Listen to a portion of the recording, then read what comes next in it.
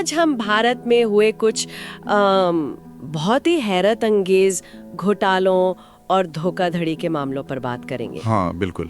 हमारे पास देखिए समाचार लेख है, विश्लेषण है और कुछ लोगों के अपने अनुभव भी हैं। सही। हम देखेंगे कि कैसे मतलब छोटे मोटे बहानों से लेकर बड़े बड़े वित्तीय षड्यंत्रों तक, और आजकल तो तकनीक का इस्तेमाल करके भी लोगों को ठगा जा रहा है। हाँ, और ये जानना जरूरी है कि ये तरीके कितने अलग अलग हैं। सही में कुछ तो इतने अजीब हैं कि सुनकर हंसी आ जाए, और कुछ इतने गंभीर कि वो पूरे सिस्टम पर ही सवाल खड़े कर देते हैं। हाँ, अजीब की बात करें तो वो झारखंड वाला मामला याद है?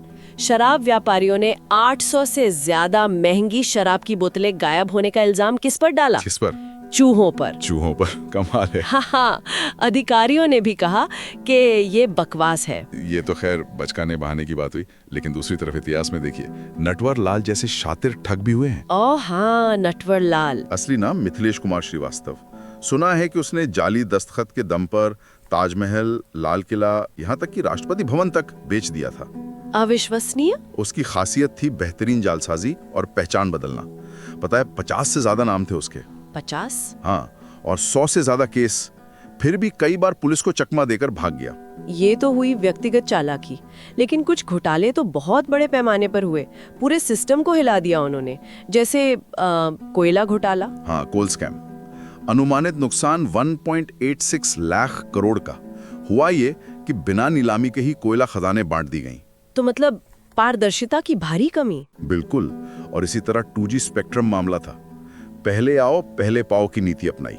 अच्छा। यानी कीमती सरकारी स्पेक्ट्रम की नीलामी करने की बजाय कंपनियों को 2001 की, मतलब बहुत पुरानी, कम दरों पर लाइसेंस दे दिए, जबकि 2008 तक तो उनकी कीमत कई गुना बढ़ चुकी थी। तो इसमें कितना नुकसान हुआ होगा? अनुमान लगाया गया करीब 1.7 लाख करोड़ का। बाप रे। और फिर वो राष्ट्रमंडल खेल 2010 वाले, वो कैसे भूल सकते हैं? हाँ, CWG स्कैम। बजट था करीब 11,500 करोड़ का, लेकिन खर्च पहुंच गया 70,000 करोड़ तक। इतना ज्यादा कैसे? चीजों के दाम बढ़ा चढ़ा कर दिखाए गए, फर्जी कंपनियों को पेमेंट कर दी गई। मतलब जहां मौका मिला वहां पैसा बनाया गया। तो इन सब बड़े मामलों में क्या पैटर्न दिखता है आपको? देखिए, एक बात तो साफ है, पारदर्शिता की कमी। दूसरा, जो तय प्रक्रियाएं हैं जैसे नीलामी, उनको नजरअंदाज करना। और तीसरा, सरकारी पैसे का दुरुपयोग। और इनको उजागर करने में किसकी भूमिका रही? कैग यानी सरकारी ऑडिटर, उनकी रिपोर्ट्स बहुत अहम थी। और फिर CBI जैसी जांच एजेंसियों ने भी काम किया। पर सवाल वही है, ये सब आखिर हो कैसे पाया? हाँ, ये सवाल तो है। अच्छा, ये तो सरकारी स्तर के घोटाले हुए। वित्तीय बाजारों का क्या? वहाँ भी तो गड़बड़ियाँ हुई हैं। बिल्कुल। 90 के दशक में हर्षद मेहता का नाम कौन नहीं जानता। करीब 4,000 करोड़ का घोटाला। हाँ, उन्होंने क्या किया था असल में? उसने बैंकों से फर्जी रसीदें, जिन्हें BRs यानी बैंक रसीद कहते थे, उनका इस्तेमाल करके पैसा उठाया। अच्छा, और उस पैसे का? उस पैसे से कुछ खास शेयरों के दाम आसमान पे पहुंचा दिए। जैसे ACC का शेयर 200 रुपए से सीधे 9,000 रुपए तक। सोचें जरा। इसे ही पंप एंड डंप कहते हैं शायद। हाँ बिल्कुल। आर्टिफिशियल तरीके से दाम बढ़ाओ और फिर अपने शेयर ऊंचे दाम पर बेच दो। बाद में दाम गिर जाते हैं और छोटे निवेशक फंस जाते हैं। और हर्षद मेहता के बाद भी तो कोई आया था, केतन पारेख। हाँ, केतन पारेख वो हर्षद का ही ट्रेनी था। उसने भी लगभग 800 करोड़ के घोटाले में फर्जी पे ऑर्डर इस्तेमाल किए। तो दोनों ने बैंकिंग सिस्टम की कमियों का फायदा उठाया। जी हाँ। और जब पत्रकार सुचेता दलाल ने इनका खुलासा किया तो शेयर बाजार बुरी तरह गिरा। उसके बाद नियमों को और सख्त किया गया। लेकिन घोटाले रुके नहीं। हाल के सालों में भी तो बड़े नाम सामने आए हैं।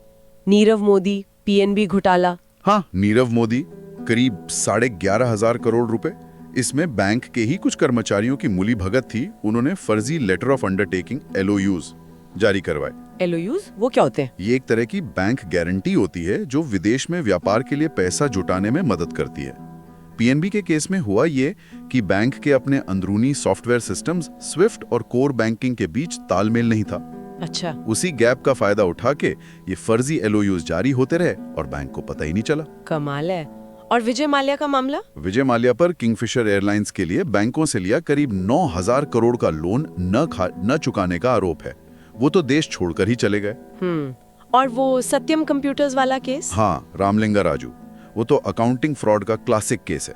सालों तक कंपनी का मुनाफा बढ़ा चढ़ा कर दिखाते रहे। करीब 13,000 करोड़ का फ्रॉड। और एक DHFL का भी नाम सुना था। दीवान हाउसिंग फाइनेंस लिमिटेड, उन पर आरोप है कि 34,000 करोड़ से ज्यादा की रकम फर्जी कंपनियों मतलब शेल कंपनियों के जरिए कहीं और डाइवर्ट कर दी।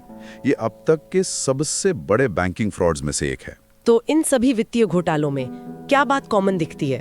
कोई पैटर्न? देखिए, कई चीजें कॉमन है। एक तो अंदरूनी लोगों की मिलीभगत, दूसरा सिस्टम की जो कमजोरियां हैं उनका फायदा उठाना, जैसे पीएनबी वाले केस में हुआ, और तीसरा कॉर्पोरेट गवर्नेंस यानी कंपनी चलाने के जो नियम कायदे हैं उनमें भारी चूक। और इसका असर क्या होता है? असर बहुत गहरा होता है। न सिर्फ निवेशकों का पैसा डूबता है, बल्कि बैंकों और पूरे वित्तीय सिस्टम पर आम लोगों का जो भरोसा है वो टूट जाता है। ये तो बड़े स्तर की बातें हुई, लेकिन आम लोगों को भी तो निशाना बनाया जाता है ना, कभी कभी तो बहुत अजीब तरीकों से। हाँ बिल्कुल, वो कानपुर वाला मामला सुना है आपने? कौन सा? एक दंपत्ति ने इजरायली टाइम मशीन से लोगों को फिर से जवान बनाने का झांसा दिया। टाइम मशीन से जवान, ये क्या मजाक है? मजाक नहीं, उन्होंने इस वादे पर लोगों से 35 करोड़ रुपए ठग लिए। हर सेशन के 90,000 रुपए लेते थे। अविश्वसनीय, लोग मान भी गए। यही तो, ये दिखाता है कि ठग कैसे लोगों की इच्छाओं, जैसे हमेशा जवान दिखने की चाहत, उसका फायदा उठाते हैं। और एक और उदाहरण है, एक स्टार्टअप फाउंडर ने अपना अनुभव बताया था। हाँ बताइए। उन्होंने कोई सस्ती सी ट्रैवल इंश्योरेंस पॉलिसी ली थी, शायद 249 रुपए की। बाद में उनका 3,000 रुपए का क्लेम बना। अच्छा, तो वो क्लेम लेने में उन्हें हफ्तों तक कंपनी की वेबसाइट, कस्टमर केयर के चक्कर काटने पड़े। उन्हें लगा कि शायद ये प्रक्रिया जानबूझकर इतनी मुश्किल बनाई गई है ताकि लोग छोटी रकम का क्लेम लेने की कोशिश ही ना करें। ये भी एक तरह की ठगी ही हुई।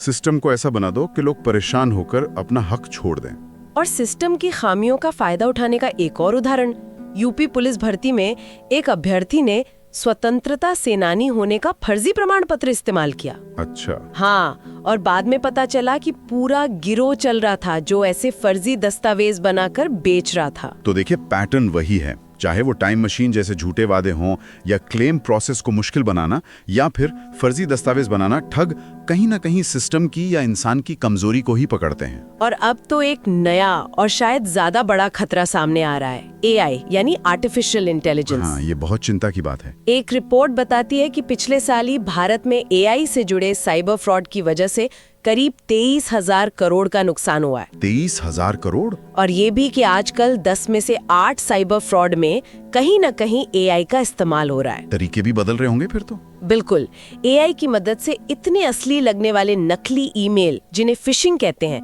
या नकली वेबसाइट बनाई जा रही हैं कि पहचानना बहुत मुश्किल हो गया। हाँ, ये तो है।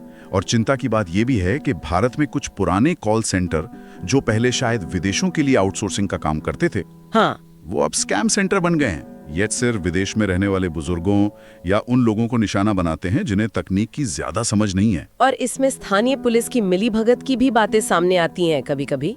ये भी संभव है। देखिए, 2024 में ही 19 लाख से ज्यादा साइबर क्राइम की शिकायतें दर्ज हुई हैं।